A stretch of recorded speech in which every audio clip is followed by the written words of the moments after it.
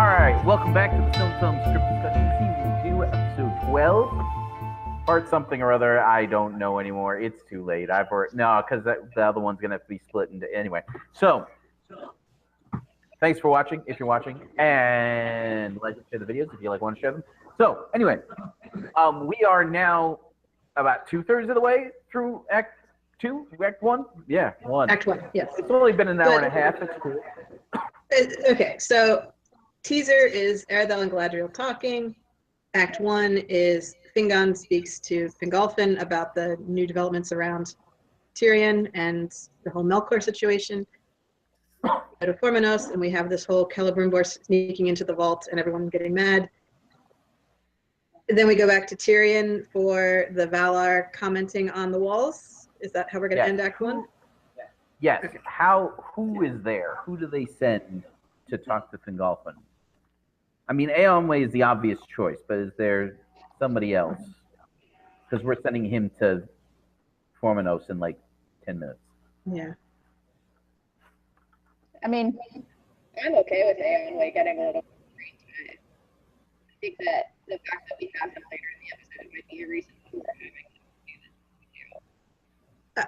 I feel like the only other character that would have a reason to be involved in all this is Aule, who has a close relationship with the Noldor.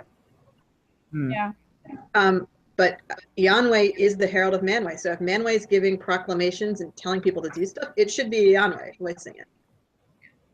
Although, if the Aule, as having a good relationship with the Noldor in general, seems like a good choice to kind of bridge the gap. Yeah.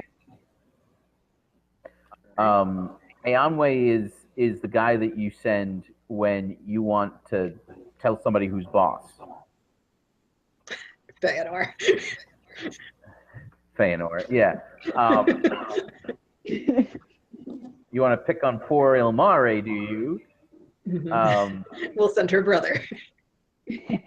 we finally got a chance. We finally gave Ilmari something to do in the last episode. Oh yeah. Yeah. Yeah, she gets pulled off by Feanor when she tries to deliver a message to Formenos. And how does that go? Feanor just doesn't know how to. He just picks people off pretty indiscriminately. Yes. It's part of his charm, I guess. Yeah, charm. That's what we're calling it. Yes. There's 3 visitors to Formenos in that episode, and they're all unwelcome. Our title episode: 3 visitors. I think we called it The Shut Doors of Formenos, but that's another story. The way is shut. Yes, it's the way is shut gate. All right, so if it's Aule, he's making an appeal then. He's making an appeal to Fingolfin's better nature.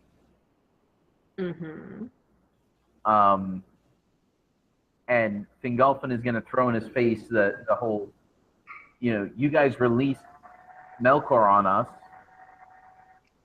Which they kind of did. And then when you found out that he was causing trouble, you banished my brother and our king. And Aule's like, no. Finwë banished himself. Right. I feel like that back and forth should happen. Whether it's Eonwe or Aule. That back and forth of, you banished our king. No, we didn't. Your king banished himself. Let's get this straight here. Comedic potential, so I kind of want to give it to Aule because the person we've cast has a stronger comedic base, if that makes any sense. Like, I can see that after saying, oh, but, it's okay for it to be dramatic and a little bit funny too. Yeah. Okay. I feel like there's something else. Well, I mean, Fingolfin's come back to Finwë banished himself is if, if he is not allowed to rule in his own city, then is he truly the king? Yeah, Fingolfin should not let the Valar off the hook on this. He feels that the Valar have overstepped their bounds. Right. And stepped into Tirion, and the fact that they're having this conversation in Tirion with one of the Valar, it's like, see, the fact that you are here proves my point. Right. To which Aule is like, how am I supposed to fix this without being here? Yeah. I feel like, I mean, we don't have to resolve that conversation ultimately, but what's the ending note there? Obviously, it's not fine. We'll take the walls down. Right. Fingolfin could try to appeal to Aule's sense of liking to build things, of like, see, we're building a wall. It's a new thing. Don't you like this? How successful he is. Right. How successful he is. But well, let's think about something here. Aule made the dwarves. Yeah. Right. Partially in response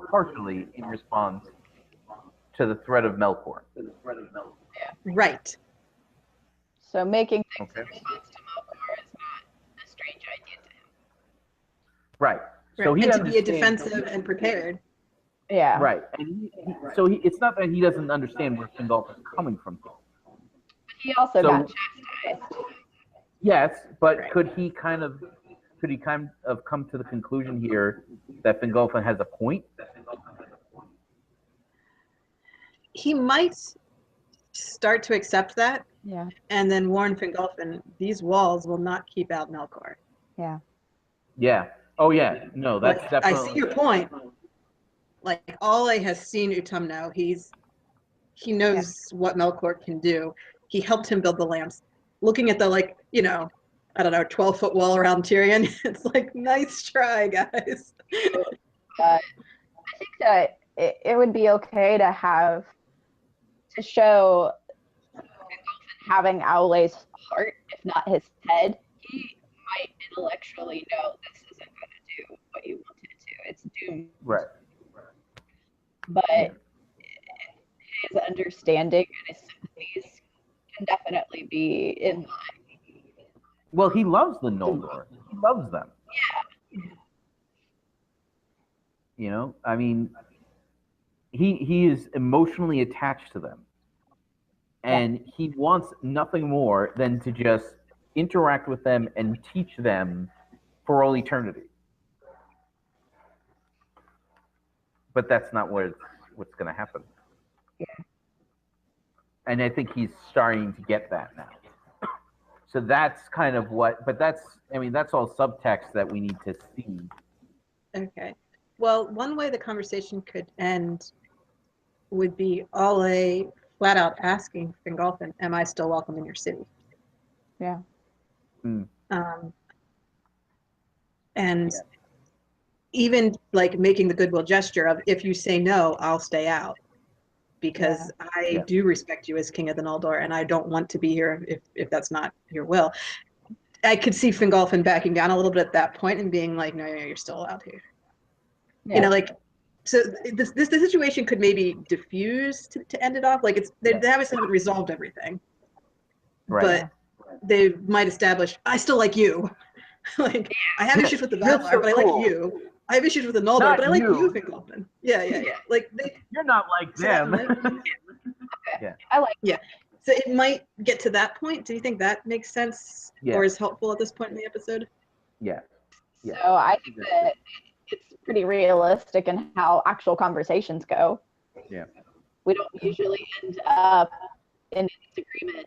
Oh, I totally see what you're, and we're on the same page now. Yeah. No, that's usually not the way it happens. Also, I mean, it also gives us an opportunity to show that the Valar they're not malevolent. They're not doing things out of ill will. Mm-hmm. But some of their decisions have upset the elves. Yeah. Right. So, so we get that. That takes us into Act 2. Act 2 is when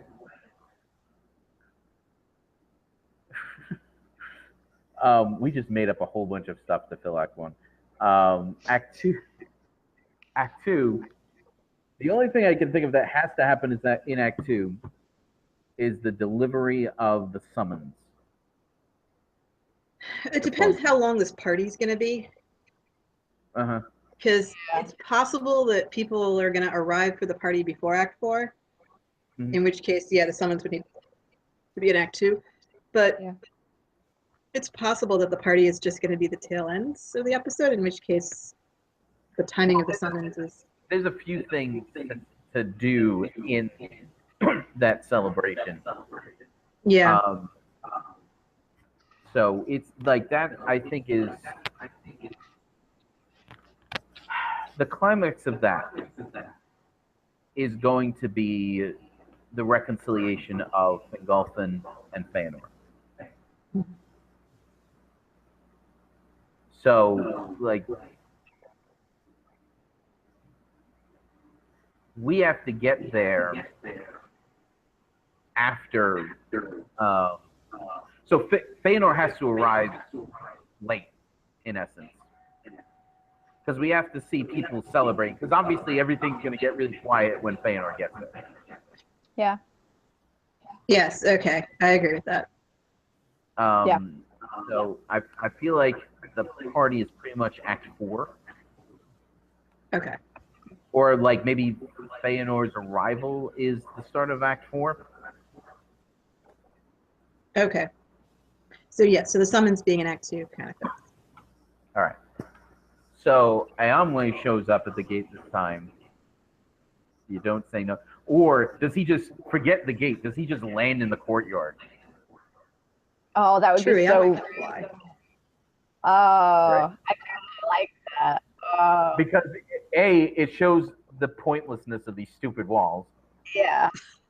And it establishes that Eonwe is just doing his job. He's being efficient. He doesn't care about the formalities. Aule may be willing to be like, well, if you tell me to not come. Right. Eonwe's on orders and he's going. Yeah. Right. This is actually kind of what I was talking about in the forums when I said, look, Feanor knows that some of the Ainur can fly. Big, wide open spaces in Formenos, not such a good idea under those circumstances. Right. But there has to be a big enough space for approximately 300 guys to duke it out. That's what my thinking was. And that most enclosed areas have some agriculture within the walls, whether grazing animals or crops or something. So I just... Right. I didn't want it to be so tiny and confined that it was all paved over and all buildings. I just wanted there to be some open space. But yeah, it doesn't have to be wide open spaces, and it could be behind the buildings. Like it could be the walls, the buildings, and then an open courtyard in the back or something. Yeah, and pretty much there's claustrophobic if you're stuck there, if you can't leave. Because I know that they were saying they wanted it to feel sort of constricted. But for a wanderer like Feanor, it doesn't matter how nice the place is, it's going to feel probably. Yeah. Cooped up. So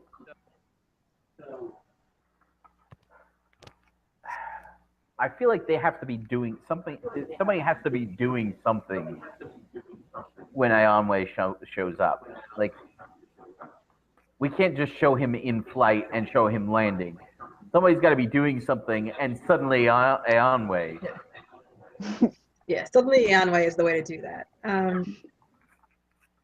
Question, do we need Fingolfin to be informed of the summons prior to Feanor or after Feanor? Because we just had them there. We just had Aule there. Yeah. Okay. I mean, we can have Eonwe walk in and deliver it to... We can We can have Fingolfin talk about the message he just got from Eonwe Yes. after Yes. this. Like, Yes. to make it clear that Eonwe went to both people. We don't Right. have Okay. to. Yeah. We don't have to deliver it twice. Yeah. And clearly, so the what's more hap- interesting delivery is to Feanor. Yeah. Yes. So what happened? What is happening? What is interrupted by Eonwe? Eonwe, whatever it is. I have to imagine there's a lot of forges turning out a lot of armor right about now. Yeah. Yeah. Well, they have to know that the 12 years is up. Is it though? Well, It's yeah. not, actually. It's not? No, the whole point of this Feast of Reconciliation is before the 12 years are up. Oh. It's not in Tirion. So Feanor can go to Taniqueladil or Valmar, wherever it is he goes, I forget. Gotcha. Okay. He can go to the party without breaking his banishment. And that's the Valar are trying to kind of reconcile before the 12 years is up. Okay. But what that means is afterwards, when Feanor marches into Tirion with the torches, he's breaking his banishment in that moment. Right. Okay. All right. So, yeah. All right. But it is So- towards the end. Like this isn't the beginning of the banishment. Well, what I mean is that we have to have named characters having a conversation that is suddenly interrupted. Yes. So who is it? We've had Nerdinel be at the gate for just about everybody else who came to visit. Yeah. So she seems the obvious choice to be standing around near the gate yard. Yeah. Is she talking to anybody? I mean, what about Celegorm there? Is she like? Are they talking about what happened? It's like, hey, I know he might he tried to. Wait. Who's Celebrimbor's father again? Curfin. Curfin. Could Curfin be dressing him down now over? Like, could Curfin have found out about the whole, breaking into the vault? So dressing down Celebrimbor? Yeah. Oh, okay. Because I have to feel like Curfin feels like Feanor was totally justified. Yeah, he didn't see it happen. Curfin wasn't there. Right. So he didn't necessarily perceive any threat to his son, but he sees his son damaging the relationship with his dad and is like, how could you do this? You know how important it is and how much he's always respected you. Why would you throw that all away? Right. Yeah. So we can have I can see him doing that. we can have a conversation between Curfin and Celebrimbor. Basically, Curfin is suggesting that Celebrimbor is throwing away a promising apprenticeship. You screwed up the internship. Yeah. Great job. Right, for a peek at the Silmarillion. Like, do you not know that he would let you see them one day? Yeah. I kind of like that, just because it seems out of place for a parent not to defend their kid. Right. Let's see how hard it is. Well, little. it didn't 50 years ago. Okay. 50 years ago, that would 100% be the response. I don't know. I mean, it depends on if there's bruises on the kid's neck. Like, whose side you take. Yeah. Yeah. Yeah, that's true. No, I mean, Which there my are dad once. probably. Yeah. Yeah. That's the thing is, my dad once hit two kids who were riding a bicycle together with his car, right? And the kids flew off the bike, and their parents came out and yelled at them for driving the bike in the street. So it was the case that they could have been hurt. They weren't badly hurt at all. Right. When it happened, he was like, "Oh my gosh, I just killed these two kids," or like, "Oh no, I'm gonna get in trouble here when whatever just happened." So he was freaked out by it. But yeah, the parents did come out and yell at the kids for doing something dangerous. It wasn't a case of anyone accusing him, because I guess there were people there who had seen it happen. The bike turned right in front of his car. Right. Yeah. So whoever saw it happen was like, "Oh my gosh, stupid kids," not, "Oh my gosh, horrible driver." Right. Yeah. Right. Yeah, but at the same time, like, is looking at the Silmarils inherently dangerous? I mean, It is if Feanor catches you. Yeah. Yeah. Yeah, so But- it's an odd note to have Curafin strike here, and it makes it clear that Feanor's sons are very much on board with whatever Feanor wants. Right. Yeah. The Silmarils are locked up. You only look at them if he lets you. Why would you go against his will? Yeah. Right. All right. Why don't we take a break real quick? If you're watching this live, if you're watching this live, we'll be back in a second. Don't worry about it. If you're watching this in the future, definitely like and share the videos. If you like and want to share them, check out the next one. There'll be a link down there. Down there, you'll also find a link for Mythmoot 4, taking place this June 1st through the 4th. It's going to be a great time. We'll see you there, or we should. Anyway, see you in a minute.